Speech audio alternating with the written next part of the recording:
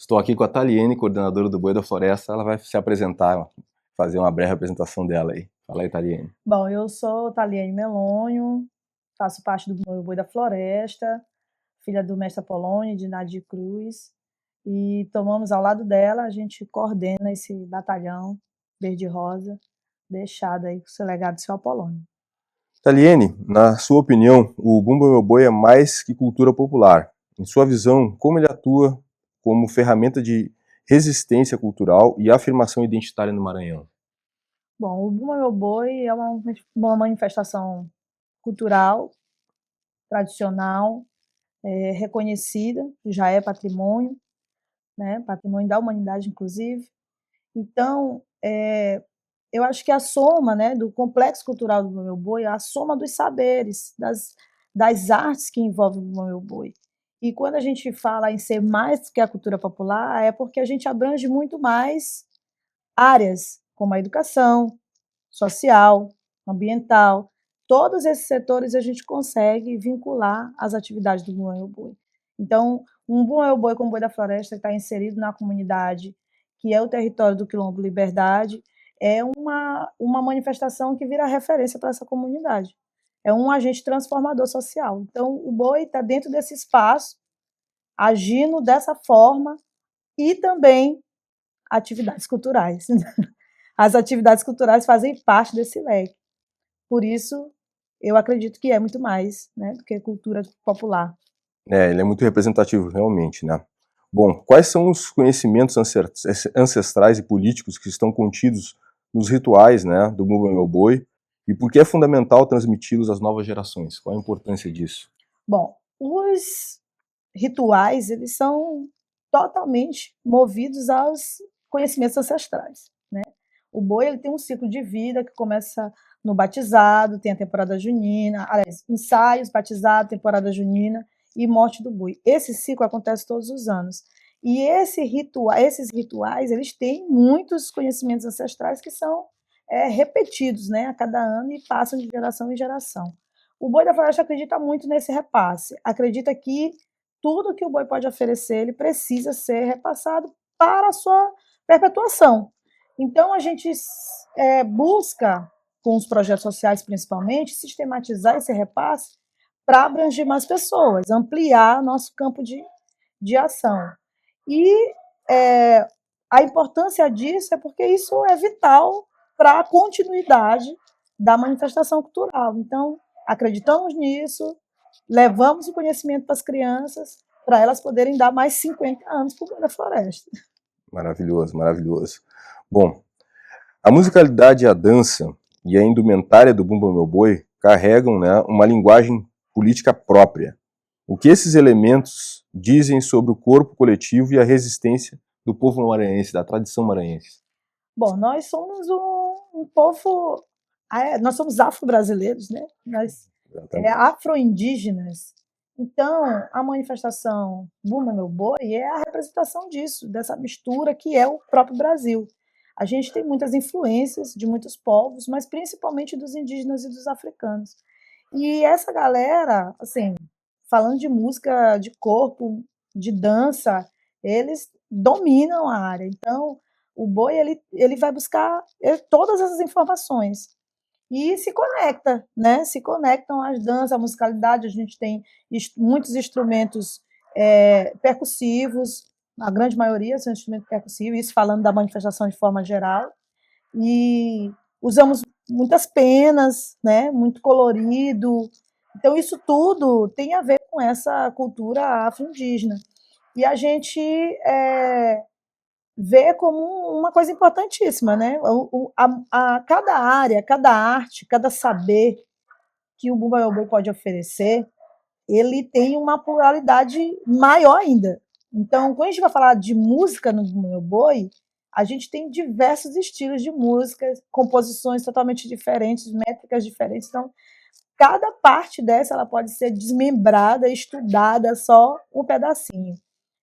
Eu, por exemplo, acabei de concluir o mestrado estudando apenas a dança das índias do Boi da Baixada. Imagine só que parcela é essa. Maravilha. E mesmo assim, me deu um trabalho, porque são muitas nuances, né? São muitas possibilidades coreográficas, isso falando mesmo do corpo, da dança, né? E das histórias dessas pessoas que passaram. Então, cada pedaço, cada parte do Complexo Cultural do Meu Boi tem um desdobramento muito grande e pode ser, né, compreendido individualmente, mas o grande X da questão é você conseguir ver tudo, né? Claro. São João é o lugar onde você vê tudo ao mesmo tempo.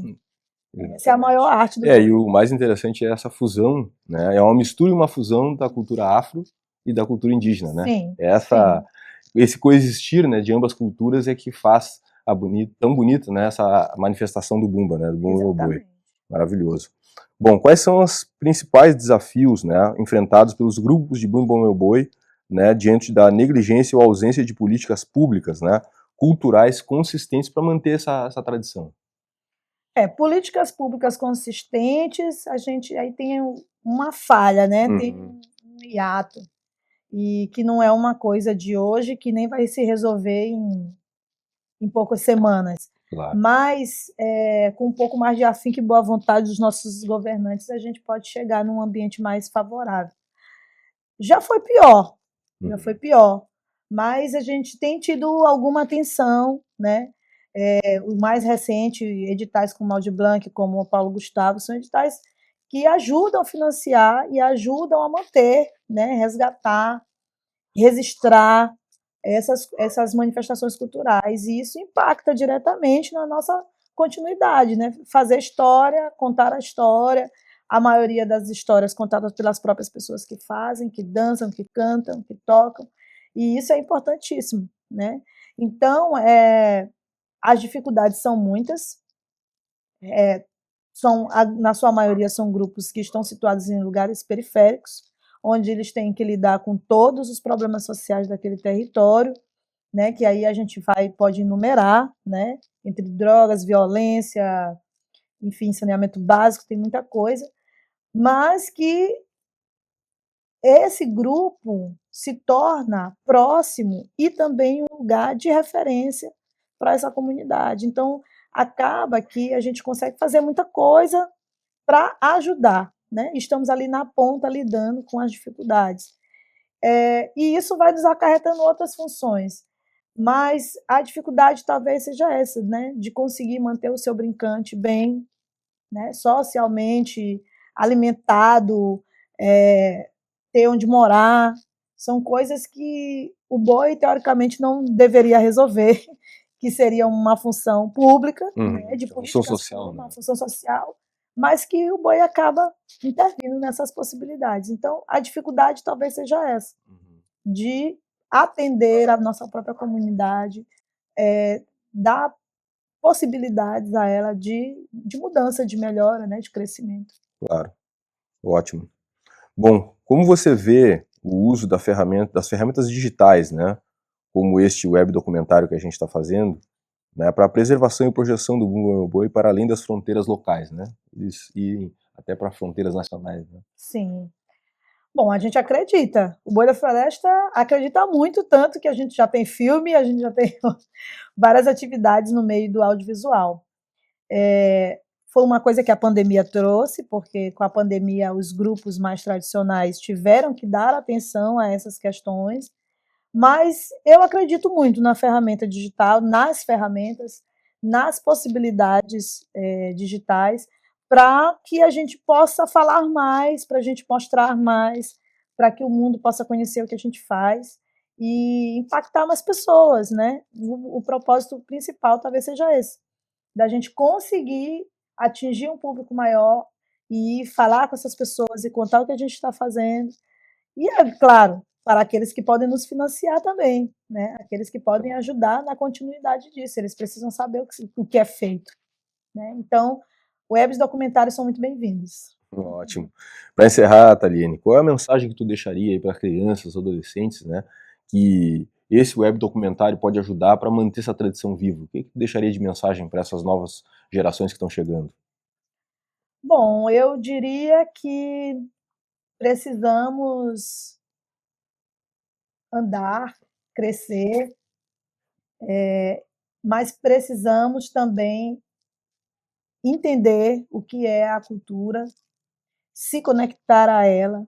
Você não precisa nascer nesse lugar para gostar. Você pode se conectar e pode fazer links, confluências com seus conhecimentos. Então, se a geração futura é uma geração totalmente digital, uma geração que vai aprender a passar a tela antes de escrever o próprio nome, que ela possa conectar esse mundo digital, essas possibilidades futuras, com a tradição, com a atividade que está no chão, que os nossos antepassados estão deixando, e os conhecimentos ancestrais não se perdam, que eles se conectem com as possibilidades futuras digitais, todos os conhecimentos que ainda vamos descobrir, ainda vamos saber. Né? Então, não deixar esse link se quebrar. Tudo é possível ser conectado, tudo está conectado. Então, não vamos esquecer as raízes, mas também trazer as grandes ferramentas, as novas ferramentas para se conectar com a cultura. Que ótimo. Muito obrigado, Taliane, pela tua participação. Agradeço muito aí ter contribuído para o nosso web documentário. Muito bem, obrigada.